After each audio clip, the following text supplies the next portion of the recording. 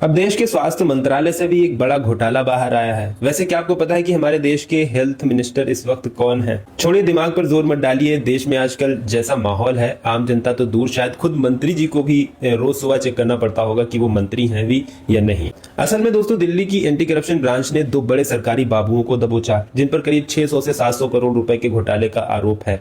सिर्फ 2 लोग और घोटाला पूरे 600 करोड़ का, यानी 6 के आगे पूरे 7 शून्य। अब आप सोच रहे होंगे कि ये खेल हुआ कहां? तो ये पूरा स्कैम दिल्ली के सरकारी अस्पतालों में मेडिकल और सर्जिकल सामानों की खरीद फरोख्त में हुआ है। सीधे शब्दों में कहें तो जब सरकारी अस्पतालों के लिए दवाइयां, सुइयां या फिर महंगी मशीनें खरीदी जाती हैं तो उसका पूरा खर्च सरकार उठाती है, और इस पूरे प्रोसेस की फाइलों और बिलों को पास करने के लिए जिम्मेदारी कुछ चुनिंदा बाबुओं की होती है। भ्रष्टाचार का सबसे पुराना और हिट फार्मूला क्या है? जो चीज 100 की है उसका बिल सीधे 300 का बनवा दो। यहाँ भी बिल्कुल यही घिसी पिटी तरकीब अपनाई गई। बस अफसोस इस बात का कि ये गंदा खेल मरीजों के हक के पैसों के साथ खेला गया।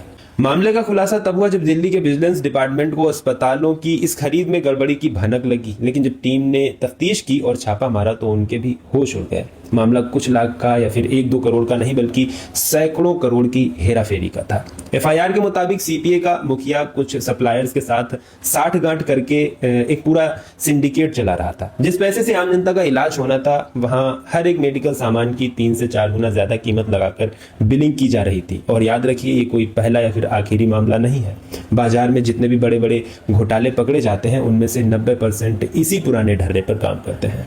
जब कोई बिना डरे लंबे समय तक इस खेल को खेलता रहता है तो आंकड़ा धीरे धीरे करोड़ों को पार कर जाता है। और सबसे दुखद बात जानते हैं क्या है? इस बहती गंगा में सब हाथ धो लेते हैं।